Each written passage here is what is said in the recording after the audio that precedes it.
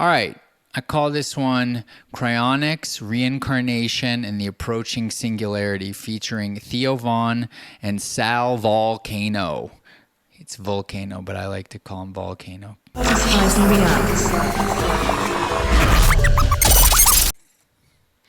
All right, Theo. Max Moore on, and he runs the Cryonics Institute, which is where they freeze people in Arizona.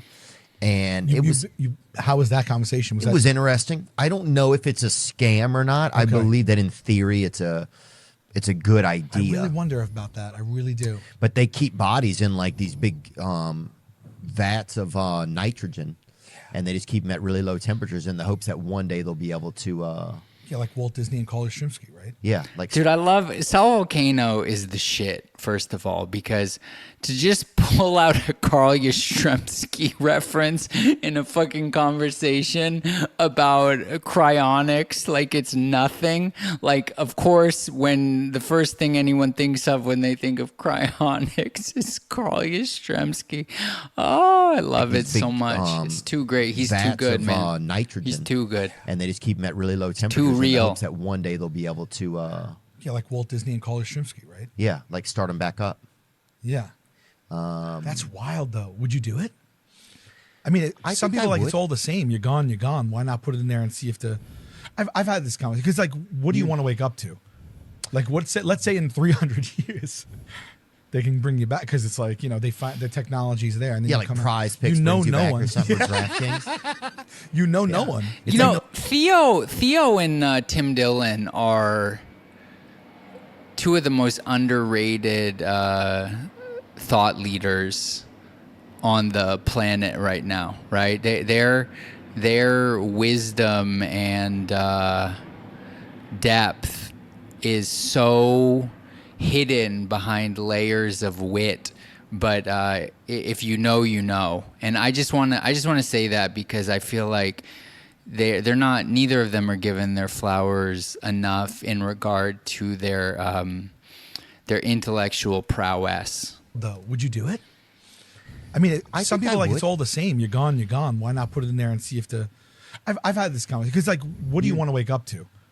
Like, let's say in 300 years, they can bring you back. Because it's like, they find the technology's there. And then like Prize Picks brings you back or something. DraftKings. No one. It's like nothing of that world. It's like, you're just like, this draft is brought to you by Prize Picks, and you're just drafting you back into time. Bro, that's definitely going to be what it's like when you think about it in the future. You're going to see it's like such a joke, like they draft you back, but he's like, bro, it's definitely what it's just. There's so much depth, and it's very profound what he's saying. That's why I'm reacting to this. It's a very profound. These are very profound things he's talking about. Create your own player, like you can do on video games, but out of DNA that's actually in labs. You're going to be able to create your own like player that will play in like some special gym universe somewhere, and that will actually eventually go onto the court and play. Like that's going to be a real thing people can do. Max Moore. So that's that. That's the video. And, my take on this is two things. Number one, this is what reincarnation is. This is what we do. We die. We go into the cosmic consciousness, and we create a player that is perfectly in line with our karma. And then we emerge back onto the physical plane. I would love to talk to Laura Matsu at some point. I just want to put that out there. It's like an Easter egg for what it's worth. And I think what's amazing about the age we're in, the approaching singularity, is that in the same way that when the internet came online, it gave us all of these metaphors. It's like, I downloaded some information onto the universe. Now that's like the most basic bitch shit that, some fucking hippie girl says on Instagram, and you fucking roll your eyes at her. But without the technological fact of downloading, that metaphor would be much more abstract. It's like when the prophecies or when predictions of a Nostradamus, where it talks about, or the Native Americans, it's like when the iron bird flies in the sky, it's like, what? And then it's like, oh, it's an airplane, right? And in the same way, it's like before downloading, I don't even know what metaphor you would use, right? You would have to use something super mystical about the ancient spirits, gifted me with the knowledge. And it's not necessarily to me that downloading is more accurate, but it makes it more accessible, right? Everyone understands what downloading is, and thus the idea that you could download something not from the internet, but from the simulation or God or the universe, or, people use all these different phrases for whatever makes them feel most comfortable.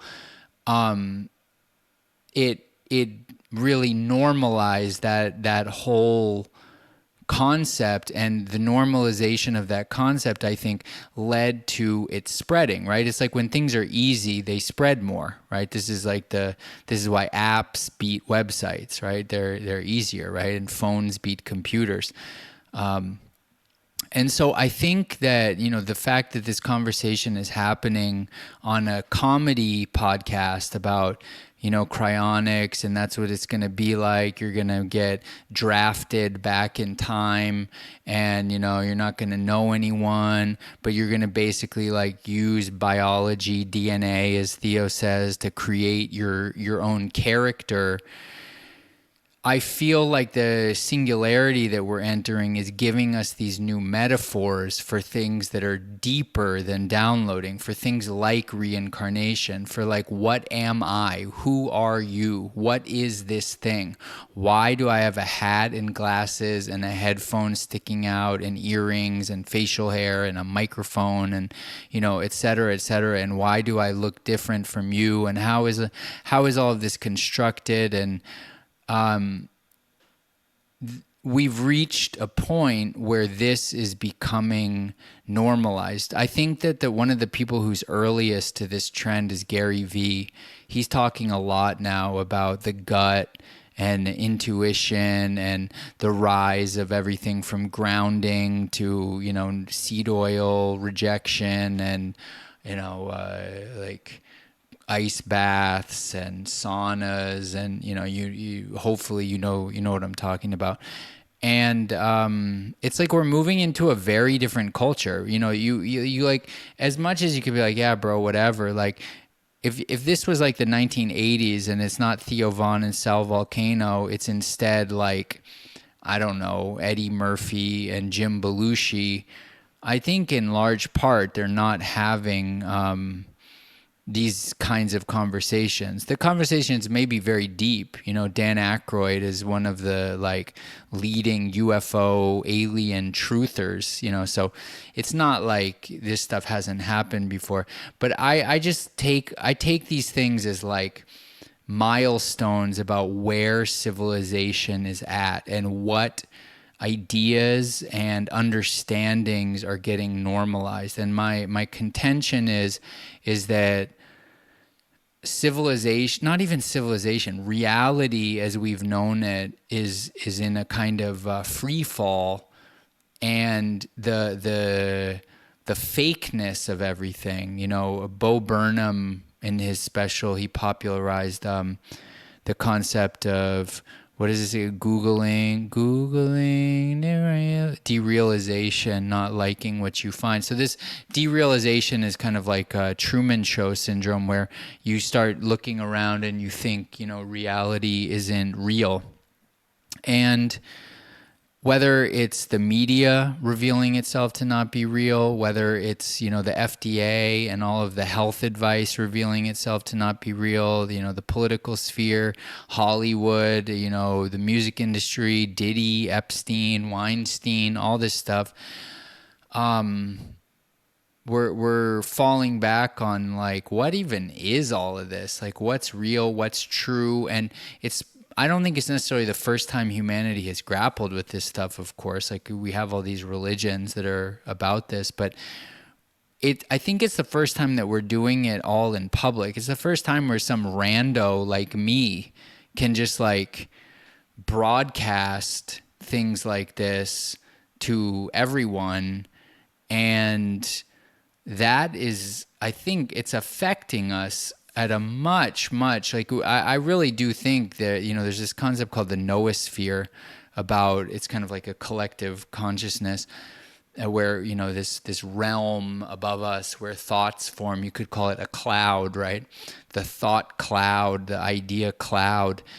And I think the rapidity, the rapidness of the transmission we're all having on Twitter and all the social media platforms is actually evolving us in a really unprecedented speed. And obviously there's like a tremendous amount of chaos that comes from that. And we're in a time where, my motto is just like survive the 2020s. I think that surviving the 2020s is going to be like wow, good job, bro. That shit was not easy. Like, it was not easy to survive the 2020s. Shit's coming at you from all angles, whether it's biomedical or whether it's, poisoned food supply or whether it's war or whether it's, psyops, and like, it's just hitting you at every angle. And, you got to keep your wits about you to make it through. But I think it's a really special thing that all of this stuff is getting so normalized. The main thing I want to reiterate is this is just like a comedy podcast where, they're just talking about memories and being in nightclubs. And then, the conversation just turns to cryonics, right? And the normalization of deeper conversation via podcast that is predicated upon the rise of all of this super fucking space age technology is, I just think, underappreciated. And I want to highlight it and appreciate it and give it its flowers. Salute.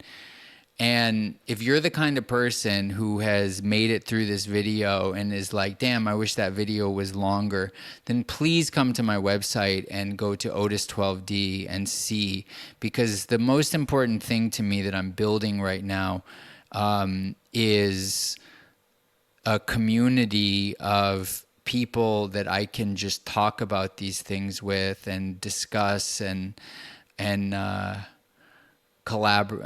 collaborate, just discuss, man. Let's just keep it real simple.